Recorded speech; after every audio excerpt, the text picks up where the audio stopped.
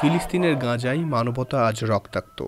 চুক্তি লঙ্ঘন করে ইসরায়েলি বাহিনীর বর্বর হামলায় প্রতিদিন ঝরছে অসংখ্য নিরীহ প্রাণ। শিশু, নারী, বৃদ্ধ কেউই রেহাই পাচ্ছে না এই গণহত্যা থেকে। এই নির্মমতার বিরুদ্ধে প্রতিবাদ জানাচ্ছে গোটা বিশ্ব। তারই ধারাবাহিকতায় জয়পুরহাটের কালাইয়ে কালাই আন-নাজাত ফাউন্ডেশনের উদ্যোগে অনুষ্ঠিত হয়েছে এক বিশাল বিক্ষোভ মিছিল ও মানববন্ধন।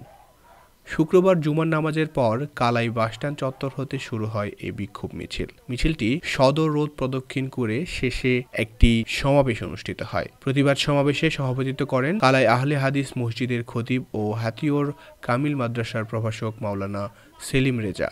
সঞ্চালনায় ছিলেন মোহাম্মদ আলী জিন্নাহ। সমাবেশে আরও বক্তব্য রাখেন উপজেলা মডেল মসজিদের ইমাম মাওলানা মামুনুর রশিদ, পাঁচশিরা জামে মসজিদের ইমাম মাওলানা আয়ুব আলী আনসারি, বায়তুন নূর জামে মসজিদের ইমাম মোহাম্মদ শহীদুল ইসলাম, জামায়াতের উলামায়ে মাশায়েখ সভাপতি মাওলানা মুজাফফর হোসেন, কালাই বিএম কলেজের অধ্যক্ষ তাইফুর রহমান ফিতা, অধ্যক্ষ শাহজাহান আলী এবং বিএমপি নেতা আব্দুল আলিম। বক্তারা বলেন, এই হামলা শুধু ফিলিস্তিনের বিরুদ্ধে নয়, এটি মানবতার বিরুদ্ধে এক নির্মম আক্রমণ। তারা বলেন, আন্তর্জাতিক সম্প্রদায়ের উচিত দ্রুত কার্যকর পদক্ষেপ গ্রহণ করা।